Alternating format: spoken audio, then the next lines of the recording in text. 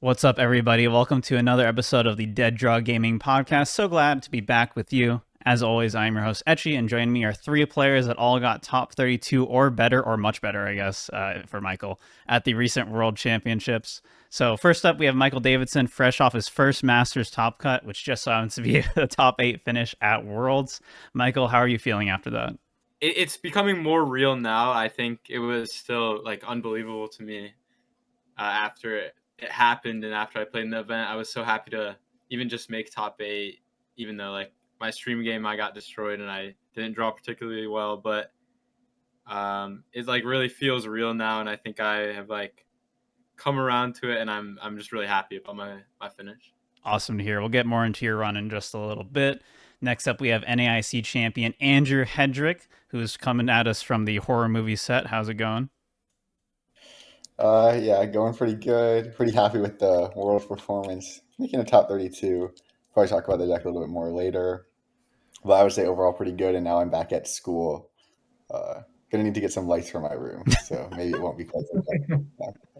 Yeah, you got all that prize money. You got to use it for that, right? So, Yeah, I think we can afford a little lamp. yeah. Lastly, we have another world's top 32er here with us, Nick Moffitt. Nick, how are you doing? Not too bad. School's been pretty busy so far, deciding what classes to keep. So hopefully it'll be a little more chill in the coming weeks, but been pretty busy so far.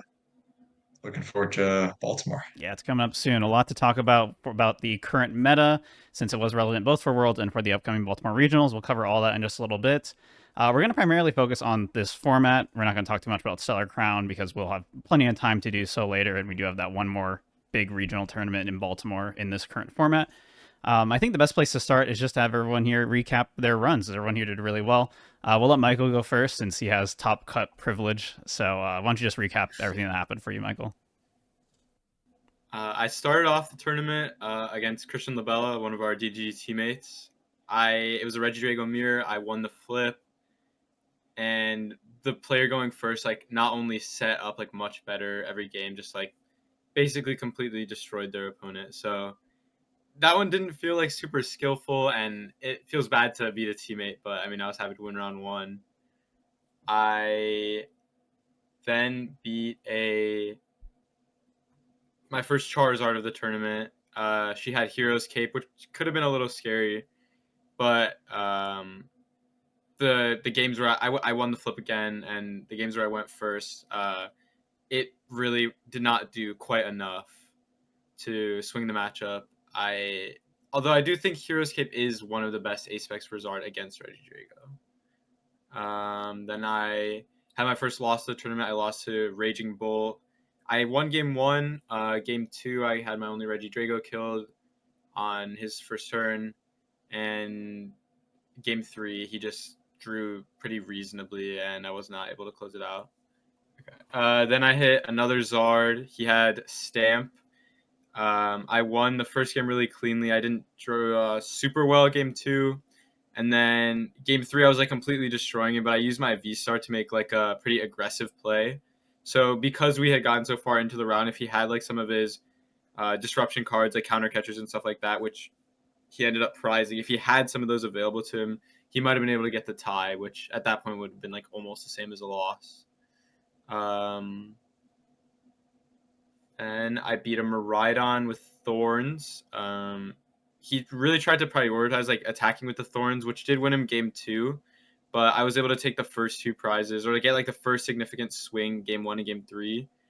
Game three was really scary because I opened my Regidrago, or I opened just one Regidrago V, and he opened Iron Hands, and he whiffed the turn one donk. So that was really scary for me, but I was able to win that one.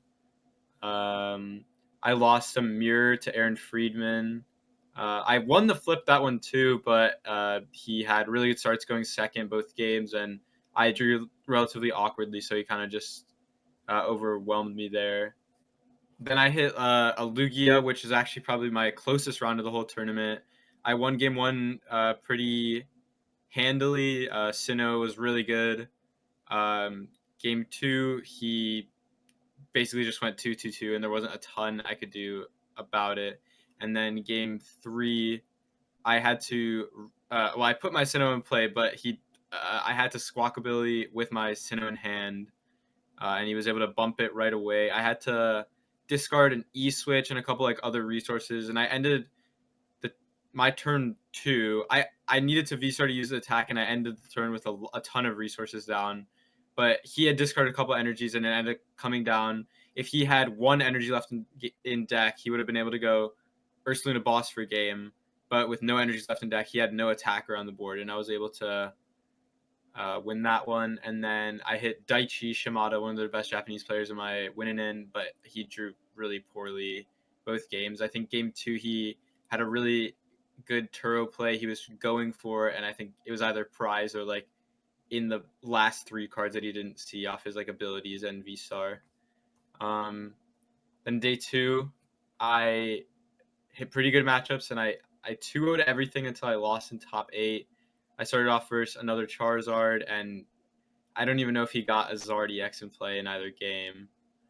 After that I versed a Raging Bull, and he drew pretty poorly, and I ended up donking him game 2, which is like crazy in that matchup. Then I versed Facunda Facio, playing Iron Thorns. He had the catchers in his deck just like Fernando, and that was actually something that we tested before Worlds, and we knew that, or we really believed that catchers were the optimal way to play the deck, and we got relatively close to playing it, but in the end we set it on Drago. I just like drew like pretty decently both of those games. I was in an awkward spot game 2, but then he judged me into Turo plus energy, and I had Squawk ability on the board already, so I just went Turo Motivate, and my board was like really well set up. I prized Cologne that game, but I took it off my first like 2 prizes, so I was able to just like both games like get a Cologne player really strong turn, like at least double Ogre Pawn, energy attachment supporter for like next turn, and won that turn. So it was just really difficult for him to win those games. And then that took me to 9-2, and on the winning, I hit Kaiwin.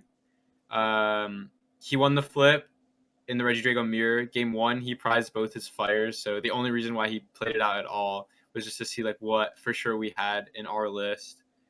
And then game 2, he also just drew pretty awkwardly. I went like turn 1 Prime Catcher up his Squawk and like use my Squawk to motivate, because it like forces an extra resource out of them. I was gonna have to discard the Prime Catcher anyways.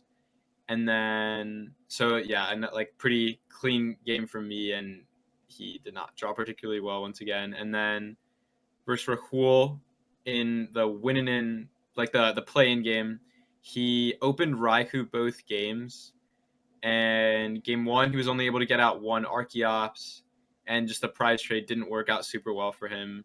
He ended up being able to kill my only Regidrago, but I played around that. I knew since he was down his Ursaluna, I assumed he didn't play 2. He would have no way to take his last 2 prizes if I just went Myriad Leaf Shower with a Teomas Ogre to kill his Weirdeer, and I would just need to take 1 more prize to win the game, and I had a Gust left, so he scooped there. And then game 2, he got a turn 2 double Archeops, I think, but his board was really awkward. He didn't have any like real serious threats. He had to attach his Legacy to the Raikou that he opened once again, and I was able to motivate into it for 20, and then Gudra hit it for 170, and then later gust up Ursaluna that he had on the bench, Hawlucha in the same turn, take a 4 prize turn, and play around Legacy. And I was able to keep V-Star while doing all that. So he just conceded there, because I mean I basically drew like absolutely perfectly that game. And then that kind of stopped because I basically double bricked to Jesse. They're definitely, I should have kept the Regidrago V-Star in my game 1 versus Jesse. I had like an Ultra Ball, and I left myself with a really awkward hand, because I thought if I had to use V-Star to set up my board, it's not super likely that I end up winning the game. But I think with his list with no Raichu, it probably would have been possible. But I decided to discard it to keep like an energy switch, and I ended up just bricking. I also prized Squawk that game, but I knew it was prized, and I still made that play, so that was probably incorrect.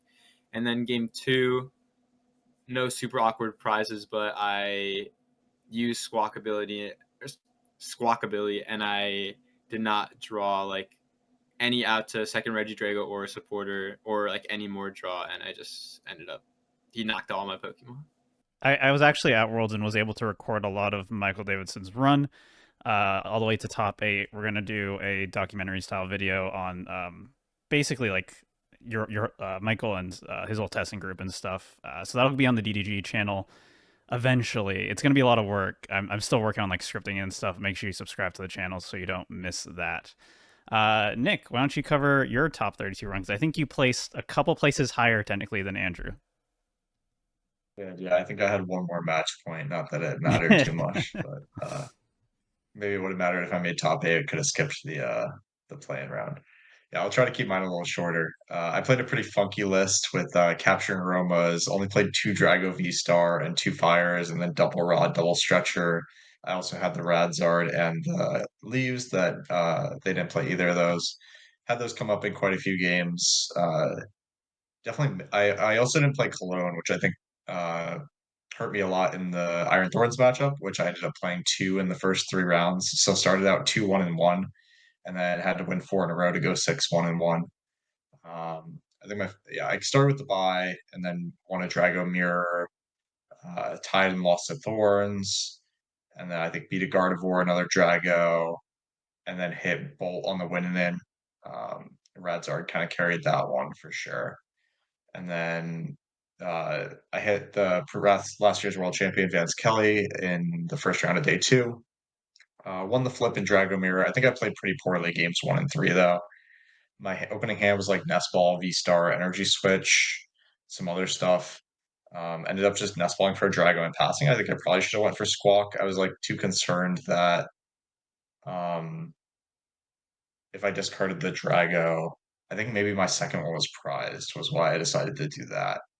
Um, but with double stretch or double rod, maybe I just had to go for squawk because I kind of left myself with a pretty awkward hand where I had to V star just to play the game, and that's never good in Drago Mirror or in most matchups for that matter. So ended up losing that one, and then game 3, it was also where like I had to V star early, discarded all my bosses, so he just threw up a 1 prizer and kind of sat back while he powered up his board to where he could kind of sweep me. Uh, and then from there, played against the Snorlax. They had a pretty poor start. Again, like not having the clone makes the matchup not as good for me, obviously. But was lucky enough. He started Ogerpon, and I just started Dragon Lasering it. He never got down and rode him until it was like too late, kind of thing. Where I'd already taken 3 prizes, and that at that point I just V start for Prime Catcher Boss. Prime Catcher would kill the Snorlax, put damage on the Rotom so that I could boss kill the next turn, and he didn't have the penny to pick it up. And then just made sure game 2 didn't finish from there. Just took my time and kept conserve my resources. V started for double super rod at the end to fill my deck with 6 energies, kind of thing. After that, I played against a Gardevoir. I think I mentioned I played against a Gardevoir game right day 1 as well. Was able to win those even without the clone. I think the matchup's still slightly favored even without it. Obviously, they have a lot more play. If they're able to set up, they can kind of stabilize if you aren't able to go for the Kyurem. But I remember in one of the games, like I Prime Catcher killed his Manaphy turn 2, and then he just wasn't able to get it back, so I just cure him naturally to win that one. Don't remember too much about the rest. And then my winning in for top 32 was against another Raging Bolt. Again, Radzard put in a ton of work there. Just kind of hope the Iona sticked and they don't hit their catchers and bosses. Prime Catcher. I think the first Bolt I played in day 1 maybe only had 2 catchers because they fit a Dusknoir line in there, so that made their deck a little less consistent, which probably helped me. And then day 2 just got lucky. I think he flipped pretty negative on catchers in that game, which was good for me.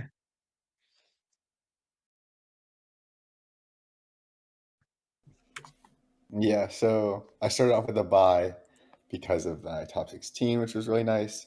I tied a lot in my first few rounds. I tied to a Thorns round 2, a Lugia round 4, and a Gardevoir round 6. I definitely wasn't drawing super well for most of day 1, it felt like. I was like kind of barely staying in games. I lost a lot of game 1s, and then like trying to close out the set in 3 games is like hard sometimes, especially against decks like Gardevoir. Pretty hard to finish 3 games in the set. So after losing the game 1, I was able to win game 2, but only had a few minutes left for game 3. So I kind of go into my last couple rounds at 3-0-3, and I needed to win my last two. Round 7, I hit a friend. He was playing Lugia, and game 1 I bottom decked Sinnoh, last card in deck, so I wasn't able to pull off the game-winning like Cura maybe or something that would have taken all of my prizes if I had Sinnoh in play.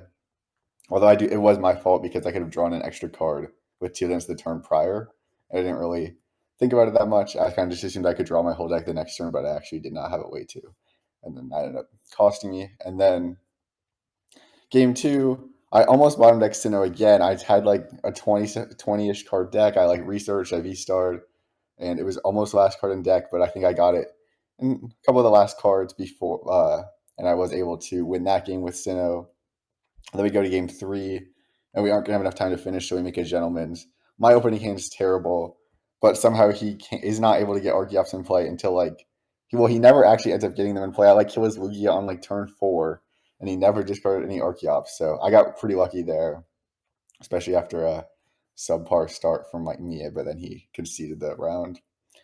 And then round 8, I was against an Ancient Box, which I thought that match would be pretty good for Regidrago going into the tournament, but it actually was a lot harder than I thought it would be.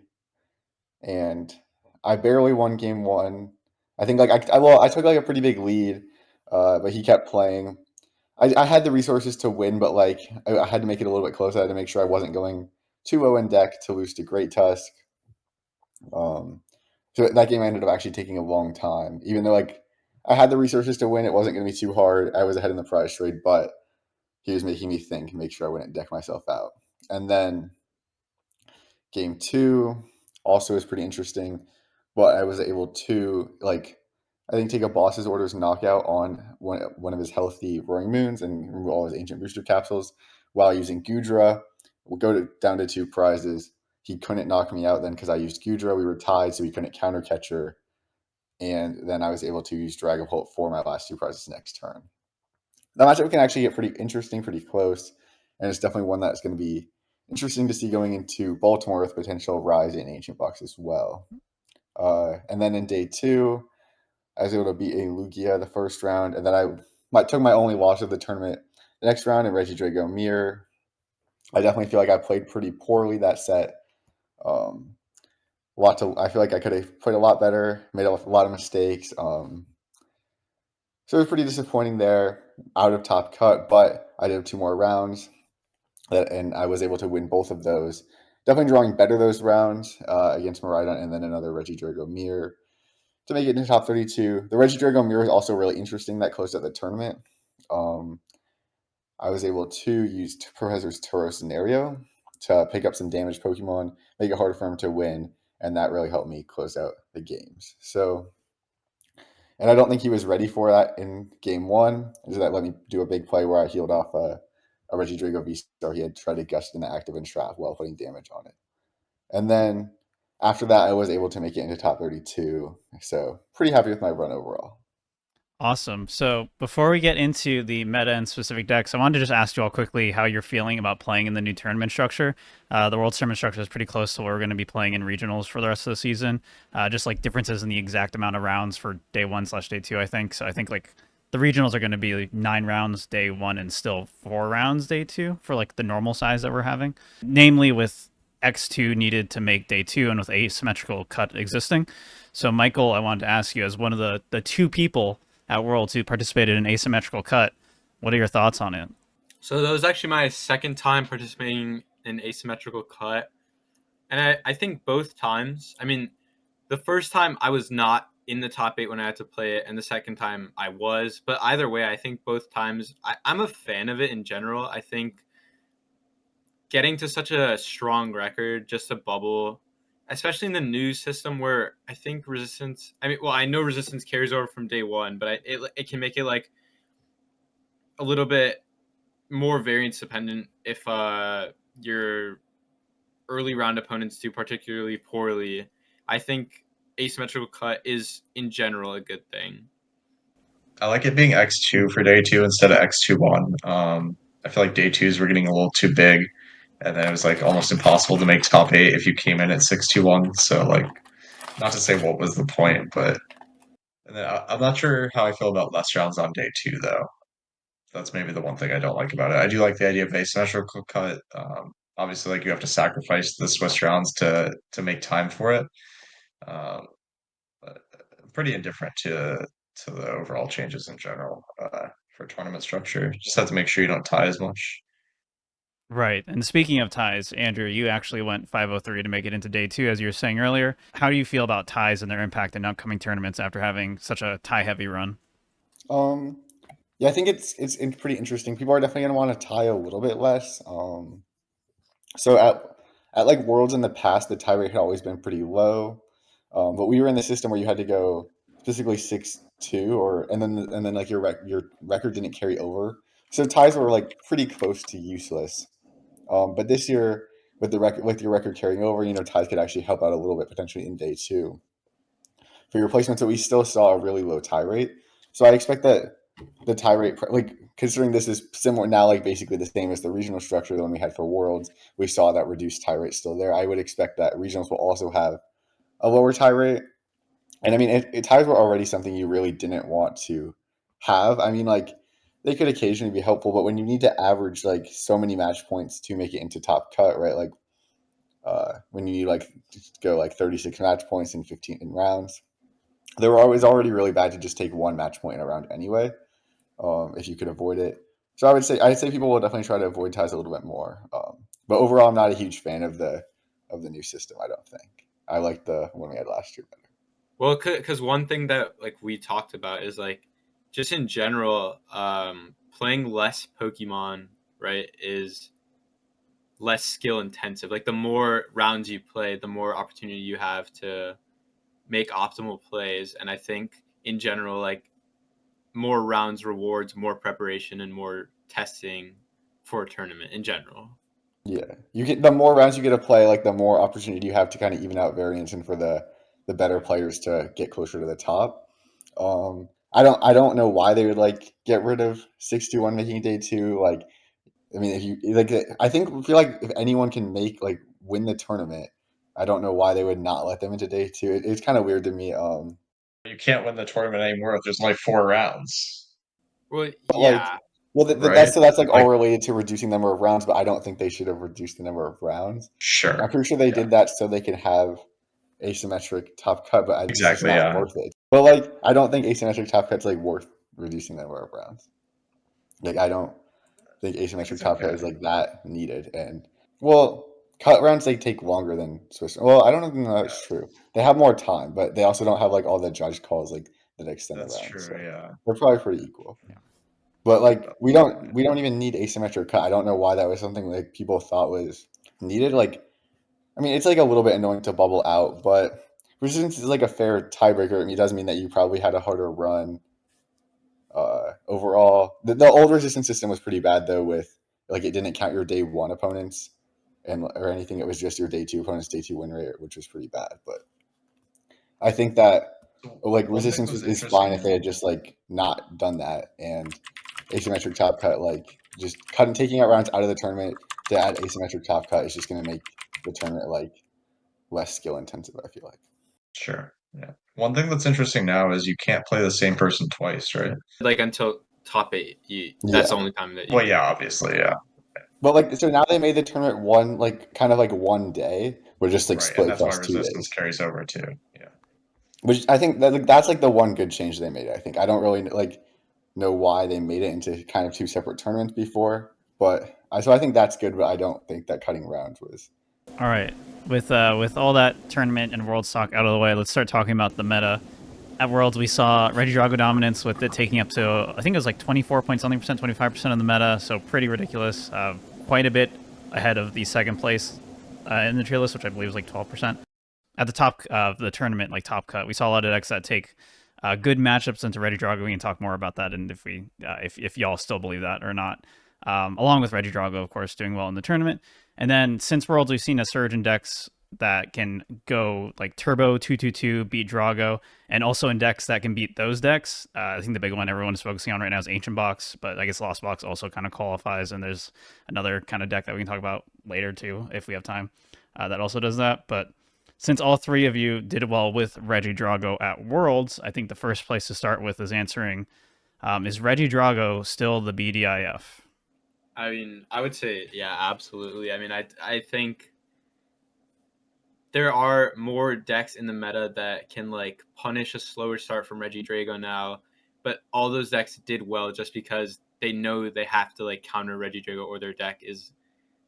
I mean, I'm not gonna say like not worth playing, but like to a certain extent, if your deck loses to Reggie Drago, that's why we saw such a big fall off from Guardy and how well Zard was expected to perform before the tournament. I think just like taking a negative matchup to Reggie Drago in this format, based on the power level that it has, which I think it like easily is the BDIF.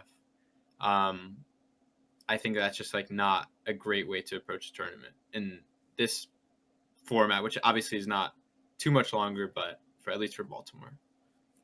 Yeah, I think that Reggie Drago is definitely still the best deck.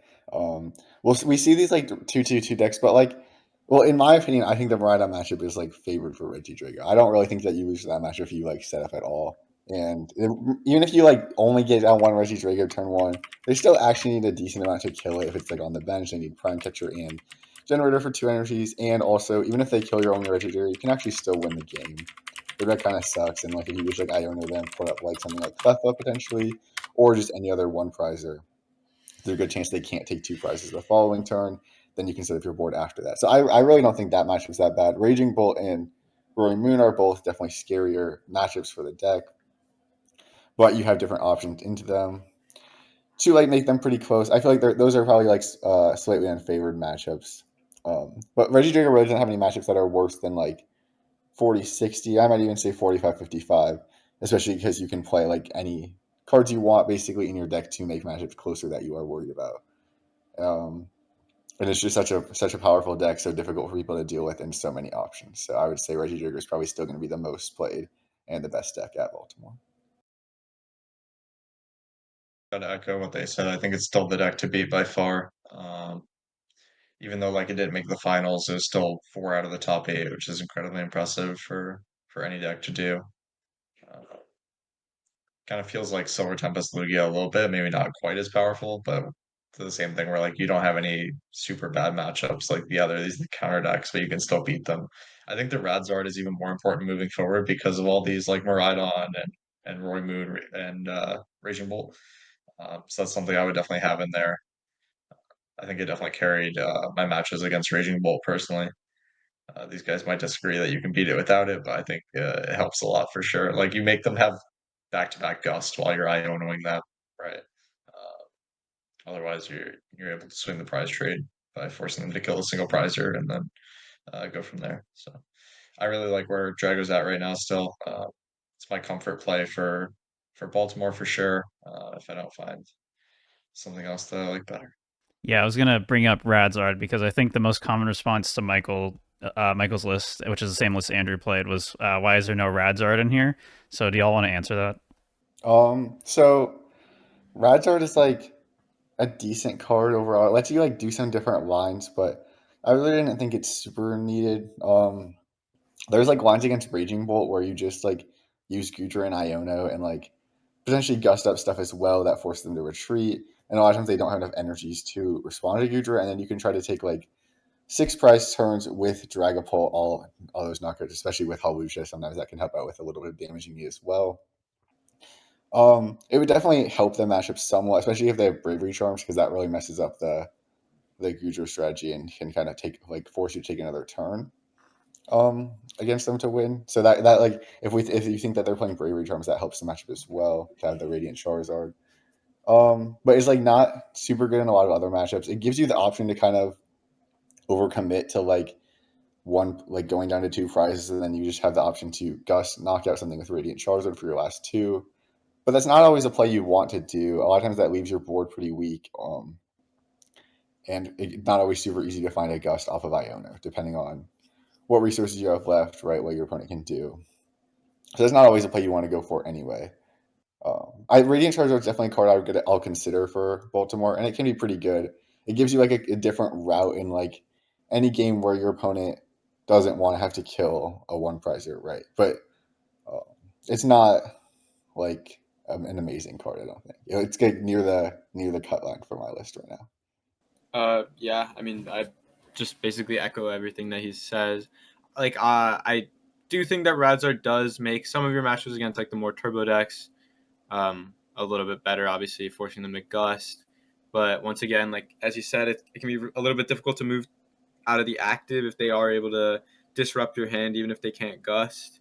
If you have to like use V Star to attack with it, and if you already burn Prime Catcher, it's a little bit difficult to use it multiple times in a row, or it can be. Well, you need the leaves. But I do think it is probably better for Baltimore than it was for Worlds in the deck. Gotcha. You mentioned the leaves, Nick. You played a pretty, you were mentioning it earlier, kind of unconventional list compared to a lot of the other Regidrago lists. Iron Leaves was one of the less unconventional things about your list, but why don't you talk about how Leaves worked out for you and if you think it's still solid going forward? Yeah, it definitely came up in some slots. You can use it against Iron Thorns, which is kind of funny. Now that it's amazing because it can't attack back to back. Like I was still losing those games, so I was like, oh, that's a cute role play I can do at least. Um, I don't know, it like randomly won me some games. One in Dragomir the first round. They started Mew um, when they went first and didn't retreat it. Not expecting the Iron Leaves, so I was able to win that one, like a game that maybe wouldn't have been in a great spot going second. Um, and then I think I used it against one of the bolts to knock out Squawk at the end of the game because I didn't have like a Tina in my discard or for some reason, so I had to do that. And then what else? It was like pretty decent in general. I used it as a switch against Snorlax to take a free prize there. Just comes up in a lot of random situations. It's definitely not like a needed card by any means. There's no like particularly strong reason to want to play it more for Baltimore than like Worlds, right? Yeah, if anything, it's probably worse. Like one of the good matchups was into Guardy just as an extra switch that's searchable. Because most of their win conditions revolve around like confusing your Drago or like bossing up your other Drago and scream tailing around it or something. So It hits super effective into Roaring Moon EX. I guess that's one thing. Uh, that's true. Yeah, you could turn one them. Yeah, that's true. And then like another use for it was like against Blocklax, but like Blocklax is basically gone now. I feel like with the rise of like Roaring Moon, which has stuff like the Petra EX that can just switch Yeah, out they're your not beating that deck, right? yeah. So I feel like Blocklax is going to be like super not played, whereas it was a little bit Yeah, scarier for World. So for having an sure. extra pivot is pretty good. Yeah, it makes a lot of sense. Any other thoughts on Regidrago? Anything anyone want to mention before we move on to the next deck? So one card that me and Andrew didn't play that we think the deck should play moving forward is Cleffa. It's like a very good thing to retreat into on your first turn going second because it asks for retreat and it draws you cards. And with Drago, it's really difficult to end your turn without a two prizer in the active, and that can like swing a lot of it makes a lot of prize trades way easier if like you almost have to end with two prizer in the active or like risk having an awkward board. So Cleffa is like really good in those situations, and it also draws cards under Thorns, which is pretty good. Yeah, we just think the card is good moving forward. The other like cool thing about Cleffa is like, say even you're going first and it's turn 2, like say you but like, you don't want to burn your V Star. Like if you're like you could just like retreat to Cleffa, use Cleffa, draw some cards. Like say you had Ogre Pawn active, you just chance retreat to Cleffa, and now you like get to save your V Star. You are a turn slower, but some games that is worth it to save your V Star to make sure you're gonna have access to all the cards you need at the end of the game. I was originally a Cleffa hater, but I've kind of come around to it recently when I testing it more afterwards. I know both Raz, yeah, and then Isaiah played it as well. Yeah. So I've been testing their list. I like Isaiah's list pretty good too. It's like most basically the same as Ian's, except he plays Cleffa and no Gudra, right? Which I'm not the biggest fan of Gudra personally. I don't think it's super needed, but like obviously these guys will disagree. Um, yeah, I think it's pretty good in the mirror, especially, and then probably solid into these two prize decks as well if you go second, retreated to that, make them have an initial gust. And if you're playing Radzar, you go into that as well. So like make them have back Gust 3 times in a row. And then in the mirror, like a lot of the games, you don't want to take the first attack necessarily because then you just get blown up and run out of gas at the end. So it can often be better to like let them do the first hit and then blow up their Drago back to back and kind of run them out of board, just like attack their board state more than trying to win the prize race. With Gudra, it's like significantly better to get the first attack because it's so much more difficult for them to actually blow up your Draco. Yeah, that makes sense. But I could see, I see what you're saying. Like if you don't have Gudra, you don't really have like a great attack that you want to use. Exactly. Yeah. Like as your first attack. Yeah, just overall, I think Clef is pretty good, and I'll definitely consider it for Baltimore if I decide to play Drago. All right, sounds good. So I think next thing to go over is just I want to just hit all the top 8 decks from Worlds. Obviously, we start with the World Champion Iron Thorns EX, which is in kind of an interesting spot going forward in this meta because I think a lot of people are just going to be more teched out and prepared for it for Baltimore. And additionally, one of a really bad matchup for it in Ancient Box is starting to surge as well going forward. You all played against. Did you all play against Iron Thorns to some degree? Michael, did you? Yeah, I hit 2. Okay. Yeah. So and then these guys hit 1 each. Yeah. What are you thinking about it for Baltimore? Does it still seem like as good of a play as it was for Worlds, or is its time over? It's definitely not quite as good, but could still be a decent play. I doubt there would be like a tournament for the foreseeable future where Thorns was like as well placed as it was for Worlds. Like the rise of Ancient Box, which is not like super prevalent, but it's really bad for the deck, and other like turbo decks, are all like slightly unfavored matchups at least for Thorns. Most of the Drago lists that did well had Cologne, and I could see Drago players maybe going up to second clone, although I don't think you need it.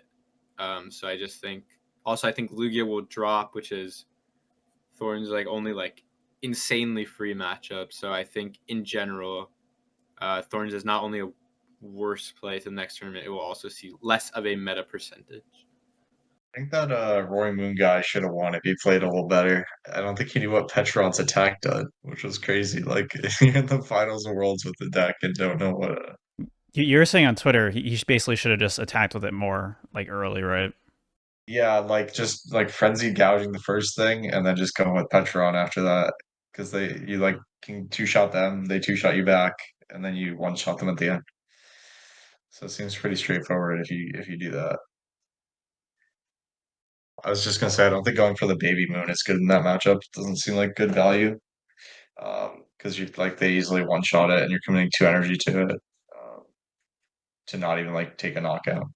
Just to soften them up.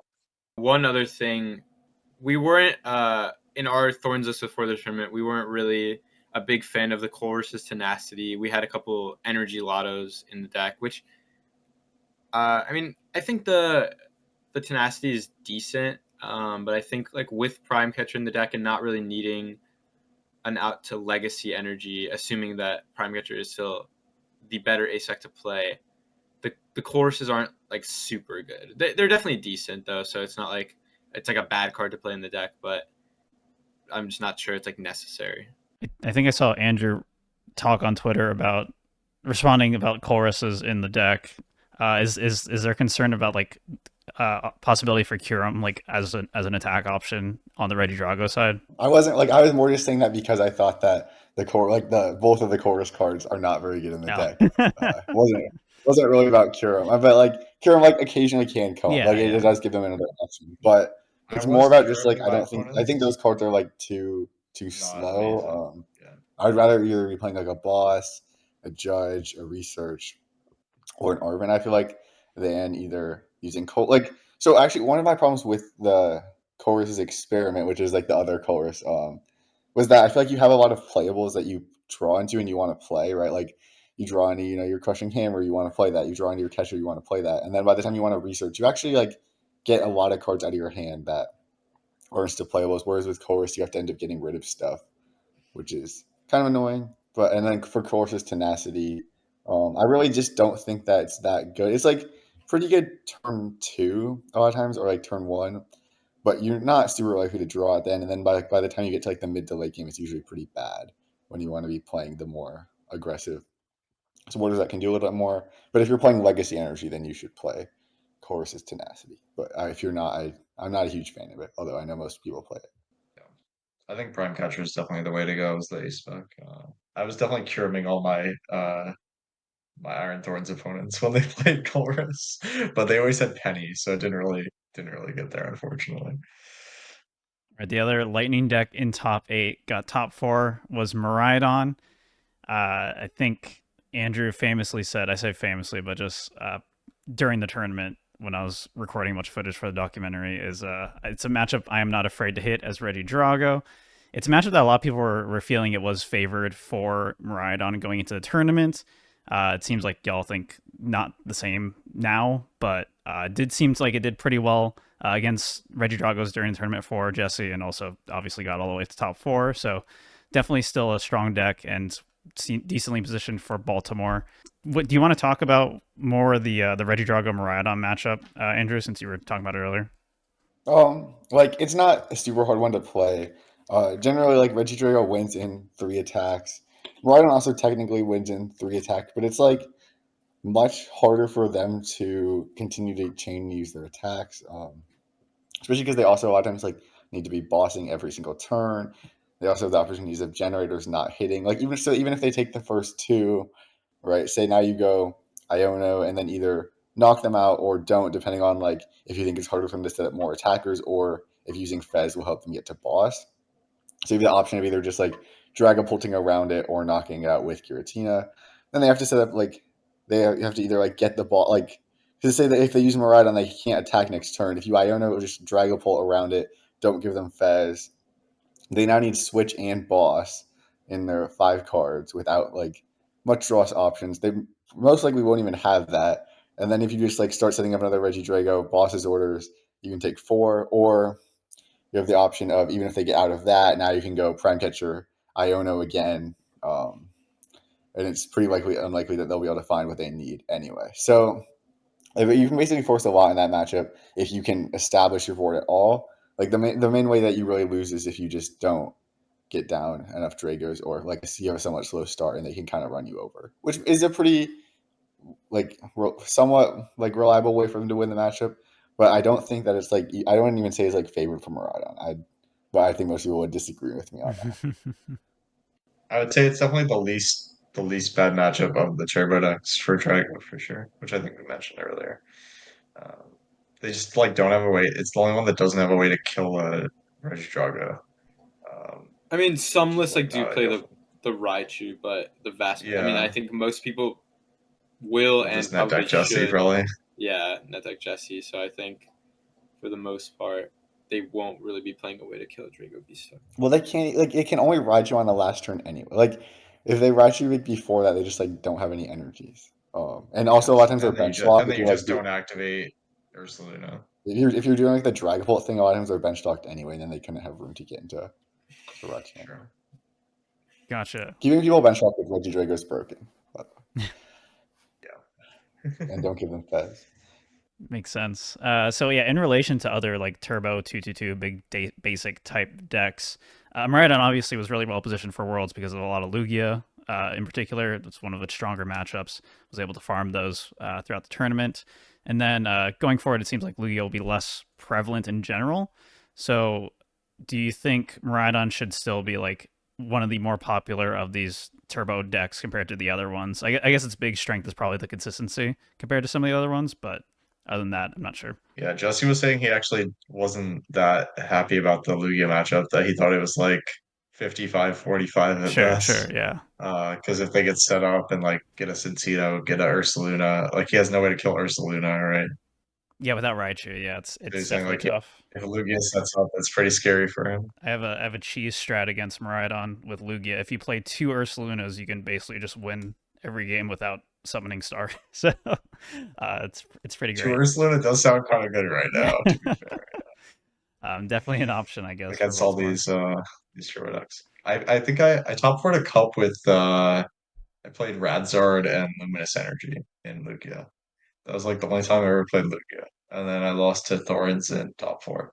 I played a Clef Key, but it wasn't enough to get there. Flutter probably would have been better because then I could actually use Luminian. Because the issue was like, okay, I retreat to this Clef Key and then can't use Luminian. I played Clef Key though because I was like, well, I know there's a lot of Bolt in the meta, so like maybe it'll help me against that too. Whereas Flutter is like only good against Thorns. Sure. I guess the next Turbo 2/2 deck then is Roaring Moon EX, different from Ancient Box, which we'll cover in a little bit. Got second at Worlds, obviously did very well there. You mentioned earlier, Nick probably has a better Iron Thorns matchup, but other than that, how do you all feel about the Regidrago matchup in particular with this Roaring Moon deck? I think it's pretty scary for Drago. It's definitely super winnable, and it's sometimes not like super difficult. Well, it's difficult to force, but like a lot of times you can maybe send them to sudden death with like Drago pre-damaging moons. But and also because they oftentimes have to damage themselves with Petrarunt, moving their moon into the active and damaging themselves. A lot of times you can't, not a lot of times, but optimally you can set up for a double Curum. But I think the deck is pretty reasonably able to go 2/2/2 against Drago because like you have to put liabilities in play, and if they never are forced to gouging, I think that deck has one of the easiest times like chaining Gust, chaining attackers, even like with Iono Gust or like not having access to, or not Iono, like Iono Disruption, and even not having access to Pheasantipity. The only thing I don't like about the list is that it only plays one boss, and maybe want a second one in there. I mean, I think with Prime, 4 catchers, and a Pal Pad, Yeah, like maybe I see it's what you're enough. saying. I see what you're saying, but like I think for the most part, you can have pretty decent access to the boss when you need it. It feels like you get more opportunities to use it than you would with like a Raging Bolt because you have the 4 dark patch. So you're less reliant on Sada, I'd say, compared to something like Raging Bolt. Would you rather do like 2 boss, 2 catcher then? I think the deck I don't needs know what 4 the cut would be. catcher. I think the deck still needs Yeah, 4 at least catcher 3. to like really keep its good matchups. But you probably could add a second boss if you thought it was necessary. Yeah, that's probably the only change I would make to the list. I don't know what the cut would be, but like it feels pretty perfect otherwise. Yeah, it definitely seems like it's still going to be a very solid play for upcoming tournament. I guess except for again the one Ancient Box, which we'll talk about, but the other kind of go fast, hit hard deck, Raging Bolt, also snuck into top 8. There was one in there. I don't remember who they played in top 8. It was probably He lost to the Roaring they Moon. lost to. Okay, that makes sense. Yeah. But obviously a deck that has a strong, or quote unquote strong, a good Regidrago matchup, and can handle a lot of these other Turbo 2/2/2 decks pretty okay. I don't know. They kind of feel like the same exact deck to me. Do you think they They feel do like the same the thing. same exact deck? Yeah, they do the same Well, thing. I don't know. I don't know. I think Bolt is more consistent. Is I it? think. Well, I don't know, to be honest. I guess I don't know, but like I would definitely rather play against Moon, I think, as Regidrago. Because Because they have to damage themselves to a kill a lot of times V-Star. they have to damage themselves, Yeah. Sure. and they don't play Bravery Charm. Yeah, Like the list that got top 8 did play 2 Bravery Charm, which no, that's makes it. it even harder for Yeah. Drago. Yeah. I feel like Moon is like better at like attacking turn 1, but I don't know if that's entirely true. I think it's really close. I think They you're have the probably Petron. right. Yeah, a lot of times if you open like maybe I just got lucky against my Raging Bolt opponents that they always open Ninja, so then it was like hard for them to hit turn 1 attack. Right. It also feels like they Because they always have to draw have like this catcher. It feels like Moon always like gets catcher, and like Raging Bolt like doesn't get it quite as much. Maybe it's because the Raging Bolts don't play 4, or like Right. they don't have as many Right. big cards. I don't know, but it feels like Moon always like hits catcher more than Bolt. But I don't know.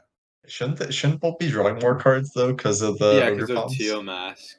But I guess Moon Well, almost Moon has always has four We'll shoes. ninjas. Yeah, see. the shoes make a big Moon, difference. Okay, yeah. I don't know. And Like also, Moon has 4 Bolt shoes, 4 too. catchers, and I don't think all the Raging Bolt lists have quite that much.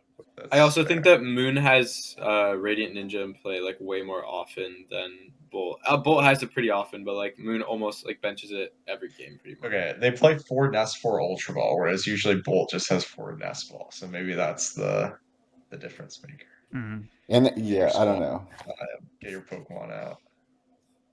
Yeah, and this switch thing probably helps a lot, like having the Petra instead of needing to Yeah, draw into switch that way card. it doesn't matter what you start. Because sometimes Bolt, even if you start what's it called? Ogre Pod, then like having to retreat that energy, then you're one short or whatever to hit 4. They both feel like the same deck to me. Yeah, so while Andrew's internet is dying, you both played Bolt. How many times did you play Bolt, Michael, in your run? I played it twice, and I went 1-1. But I think you have to get pretty fortunate in the matchup to win. What do you think it's like percentage wise? I think it's 60-40 maybe. 60-40 for Bolt. Yeah. Okay, Yeah. I felt like I got pretty lucky in my games against it. gotcha. So, um, do you feel like Raging Bolt, like having that good Drago matchup obviously seems pretty important going into Baltimore, and it is one of those decks that does have that, and also seems pretty solid into the other ones while also being pretty consistent. Is there anything that Regidrago can do to help with the Raging Bolt problem? I guess it's just Radzard, right? So, like, in terms of the Bolt matchup, Radzar definitely is a good option, letting you reestablish an attacker and like commit more resources to just using 2 V stars if you can plan to close with Radzard.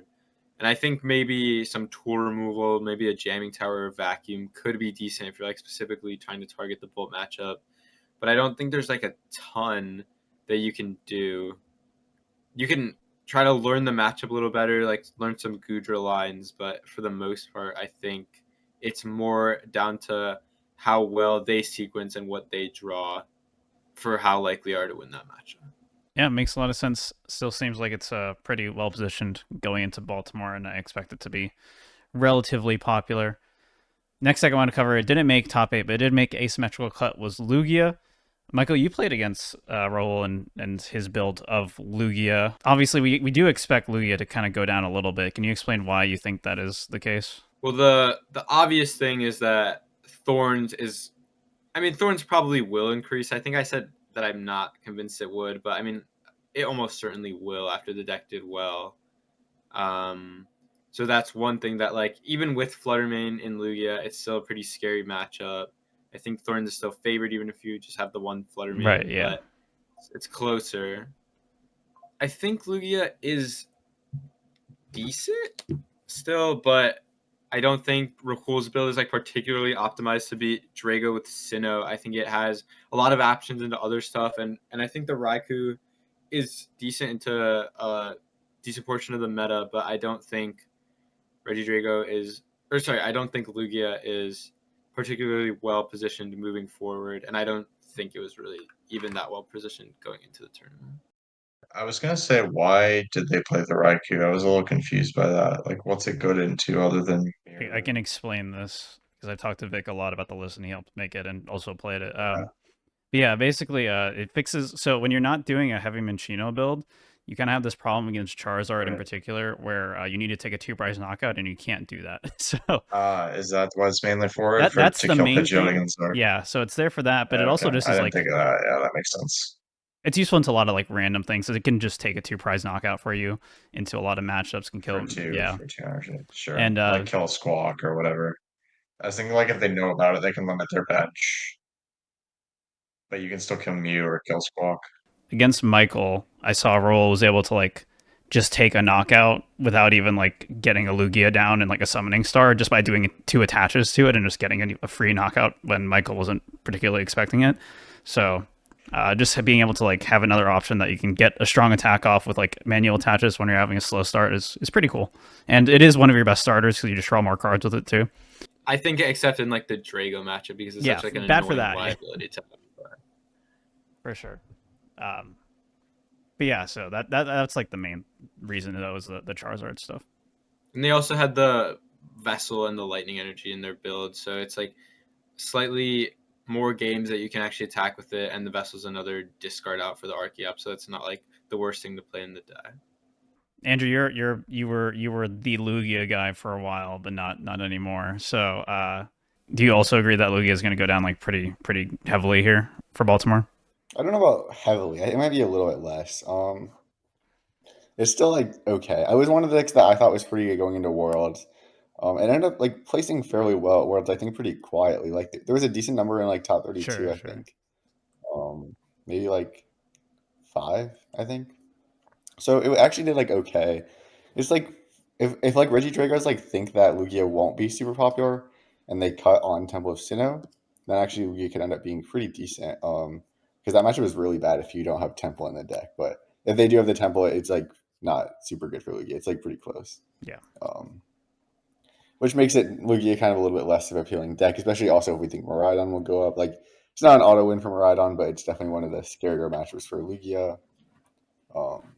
So I think that Lugia might go down a tiny bit, but I don't think it's like going to go down that much. Also, if Guardy's like disappearing, kind of that makes Lugia better because Yeah. Guardy's like one of your worst matchups. Right. Yeah. Yeah, there's less reason to play like Roseanne's or the Vessel and the Lightning if you don't expect Guardy, so you can be a little bit greedier, focus more on consistency, or just get some other decks in there for sure. I was gonna say the funny thing is like Gardevoir doesn't seem bad outside of the Drago matchup right now. Like it should be decent into all these turbo decks, Right, right? right. Kind of like I found Zard, that they're right? like actually end up being pretty close. Yeah, Zard pretty similarly positioned, but before we get into Zard, I wanted to mention Ancient Box because it is kind of related to how strong Charizard might be for Baltimore. Because Ancient Box is a deck that has a bad Zard matchup, but does very well into all these big basic decks. Has a totally fine Regidrago matchup, completely rolls Thorns, and then can kind of handle a lot of other things pretty well. It's been surging really hard online after Worlds. I think it has the highest win rate on like the Limitless tournaments. It's like 55%. What do you all think about Ancient Box? Have y'all been focusing on it, testing it since the hype has kind of picked up on it? I have one student that likes it for Baltimore. I think it's in a decent spot right now. I don't think it's like the best deck or anything, but it's felt pretty solid for sure. Being a single prize deck that can like draw your whole deck throughout the game is and hit one shots at the end is pretty cool. Yeah, it's basically like the best single prize deck right now, right? I don't think there's anything really. I guess you're. I don't think I think it's anything's the even only like close all to it. single prize deck, right? Yeah, yeah. Well, Is there even anything else that's like entirely single prize? no, because yeah, Ursaluna has the Valiant, so yeah, I guess not. I guess Lost Box is the Yeah. only other one, but But like all of Lost Fox's like actual attackers are. I mean, the Sables are the deck. Sables are, yeah, yeah. What about I you? think that Ancient Box is pretty good. It's pretty good into all the 2/2/2 decks. Kind of just if you can set up, like even if you're a little bit slow in those matchups, you don't need to be that fast. You could just get to a board where you just take 3 knockouts in a row, and it takes them a lot of turns to win. But I would say like it has some scary moments. It feels like a lot of times, if your opponent like Ionos you would bump your Pokestop, you like need to draw like a decent amount of cards off the Iono to make sure that you don't just lose, which can be a little bit scary. But I think the deck is pretty good overall. It's like finding a Regidrago. It's a pretty close matchup from my experience. So I think that Ancient Box will be a decent deck. I don't think it will be super popular. Definitely more popular than at Worlds, but I don't expect it to be like over 10% or anything. I think the main issue with that deck is just like unfair stamp. Yes, If if less people decks play are that. playing that, I don't. The if less unfair decks stamp are decks aren't playing quite as popular right now, though, Sure. right? exactly, yeah. Which and also the unfair stamp decks are already matchups that Ancient Box kind of struggles in regardless, which is like Zard. I think Guardy Zard is a little Guardy. favored into Ancient Box as well. So those are the matchups that would mostly be playing unfair stamp, and I think if you're already assuming that you're gonna have an unfavored matchup into those decks, I don't think it's that big of a deal to just like be weaker into unfair stamp. Yeah, kind of like what Andrew was saying. I've been playing Ancient Box a bunch last like week and a half, and it is kind of annoying that it is one of the few decks that you really do want Fez down a lot of times, and you just can't afford to do so because you're trying to keep the prize trade in a specific. Like, you're trying to force them to go through the single prize as much as possible, but you end up being a lot weaker to Iono unless you are playing. I think the highest placing Masters list was Diego's, and he was playing the Petron EX and the Fez. So if you start like one of them, or if you start like Petron, then it's pretty easy to just slam down the Fez too, because you have that liability regardless. But you are definitely just so much weaker to hand disruption that feels kind of scary, but it does seem really strong otherwise. It's definitely a deck that I'm considering pretty heavily for Baltimore. But I guess the Regidrago matchup, do you want to talk about how that actually plays out? Because you said earlier you hit it in day one, right, Andrew? Yeah. Yeah, so why don't you cover how like the strategy from the Drago side and how Ancient Box can deal with that? It's a really interesting matchup overall. because assuming the Regidrago has Goodra, like if the Regidrago doesn't have Goodra, it's actually like really good for Ancient Yeah. Box. But I'm gonna assume they do because I think they should. But some people probably won't play Goodra anyway. But so if they do, right, you're trying to use Goodra sometimes, but you're trying to also weave in Dragapults to set up multi-prize turns, either with your own with another Dragapult or with a potential Curum. But on the Ancient Box side, you can be trying to limit your bench, so there's not that much options for spread damage. Especially if you're like only have Roaring Moons on your board, then it actually like isn't super like if you have like one Roaring Moon active, one Roaring Moon bench, there's not super great places to put the spread damage. If you just put it on the bench, they just promote it, and now that damage is kind of wasted anyway. Um, which is pretty interesting. But then if they do have a board like that, it can also be pretty weak to Iono.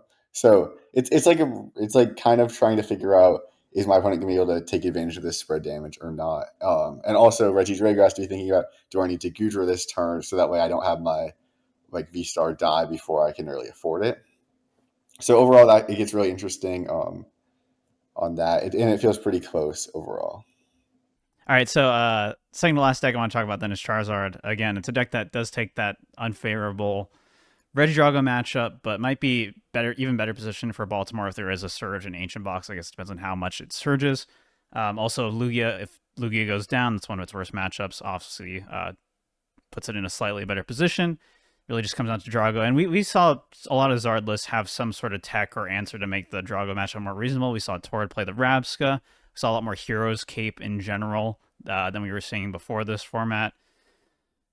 I guess the question then is, do you think from the Charizard angle you can make the Regidrago matchup good enough to justify playing Zard to be good into as a play into like everything else? I think the main thing making Zard better would be all these two prize That decks. too, They're probably yeah. pretty favorable for you. Destroys Miraidon for sure. Um, I yeah, I think the Rabska is interesting. I didn't like Tord's list besides that though. I think 2-1-2 Zard is pretty troll. I think the other guy who got top 32 as well played 3-1-2. Like yeah, only having two Charmanders sounds really bad. And that guy had Heroes Cape. Something I was testing a lot before Worlds. Maybe I need to revisit it now because it might be in a better place. Uh, like maybe if you played Heroes Capes and Rabska, I don't know, something worth trying potentially. I don't think there's like a lot of merit to playing Zard Pidgeot. I think Zard Bib, although it's like a much worse deck, it has like a better chance into Drago, but I think for the most part, it's really hard to justify playing Zard Pidgeot when Regidrago still will be like the most popular deck. And I mean, the rest of your matchups are pretty good for the most part, but I just think like losing to Regidrago pretty handily for the most part is not something that I would want personally in an upcoming tournament. Yeah, I think that it's not that bad of a matchup into Regidrago, especially if your opponent isn't like playing perfectly, which most people won't be with Regidrago. It's a fairly new deck. Sure. To see successful, I wouldn't expect most of your opponents to be playing perfectly. They could definitely leave themselves open because Art has lots of ways to take advantage of people who leave themselves open to different plays, especially with Fez helping you draw so many cards as well, even if like you can't set up Pidgeot. So I think that like, and also like Michael said, you could also go away from the Pidgeot even too in the deck. I think that overall the deck is pretty strong. You have really good matchup against all the 2/2/2 decks, like to the point where if you set up at all, they kind of just lose, Yeah. which feels pretty good, I would say. And those will definitely make up more of the meta share combined than Regidrago does if you add up the Moon, the Miraidon, and the Raging Bull. Um, so I would say that Zard is definitely a pretty good deck for the upcoming tournament. To be honest, one that people should probably be considering, although maybe not the very best deck. Gotcha. I think the last deck we needed to cover is only covering because Nick wants to talk about it, which is Ursaluna, Iron Valiant, Blood Moon Ursaluna, not the EX, the little baby one, the fighting one that from the new Well, we set. play the EX too. You play the just EX a too, lot, but primary attacker in early game is the baby one. So, why did you want to talk yeah. about this, Nicholas Moffitt? Uh, yeah, I just finished an article on it. Should be coming out in the next few days, hopefully. It was a deck I was considering somewhat strongly for Worlds. Ended up deciding not to play it because I thought the Lugia matchup was too rough. So like Gardevoir is your worst matchup for sure, and then Lugia is also not great. So I wasn't comfortable taking a bad matchup against both of those going into Worlds because I thought they would both be top 5 decks for sure. But I think now that might not be the case anymore. They should both decrease slightly, and then all these 2 prize decks are probably pretty good matchups as well. Like you're using a 1 prizer to KO their 2 prizer, so you force them to have Gust every turn. Yeah, deck's been testing pretty decently. It was going favored into Drago and favored into almost everything other than Guardian Lugia. So definitely something I'm considering for Baltimore. You're pointing out that it destroys Thorns because the Valiants still work It under does, Thorns. yes. Yeah. It's a future Pokemon, so you can use it just like Iron Leaves. You can use Under Thorns. I didn't know that until I was like playing some random games on ladder, and just retreated my Thorns to like, or my Valiant to pass the turn, Right. and it was like, would you like to use Tachyon Bits? And I was like, all right, sure. I think you Like, I said just you couldn't thought it see was like a it. glitch. Yeah, I thought it was a glitch at first. I was like, no way. Then I had to read Thorns, and it was like, oh, except for future Pokemon. Okay, sure. Yeah, I feel like that's not something people know because it's not a super relevant. Like, there's no super relevant future Yeah, like Pokemon, you would right? It's assume like it's just basically like just instead of Valiant. yeah, you and Leaves. And Leaves, yeah. like you mentioned You'd earlier. like assume Yeah. Actually, that is pretty relevant. accept other Iron Thorns or whatever, but it's just accept other future Pokemon. Kind of makes sense. Right. So I guess it is technically in a better position for Baltimore. So all those Luna heads out there, definitely tap into that Yeah. article and check it out. All three of them. Oh. I think that's gonna be it then for this episode of the Dead Draw Gaming Podcast. Thank you so much for listening. If you enjoyed this episode, be sure to subscribe to our YouTube. We got cool Stellar Crown Tabletop coming up along with the documentary following some of our players' journey through Worlds. Michael, Mr. Top 8, any shout outs you'd like to give? Shout out to Dead Draw Gaming for, of course, sponsoring us in the podcast. I have an article coming out on Cutter Tap with our thoughts on why we played certain cards in Reggie Drago list, as well as a more in-depth summary of my run to top 8. And my Twitter is Alice Liverpool, ALLEZ Liverpool.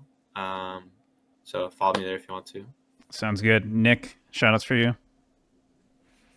Yeah, of course. Thanks to Dead Draw Gaming for all the support, and check out my article when it comes out as well. And you can follow me on Twitter at Nicholas Moffitt too. Sounds good. Andrew.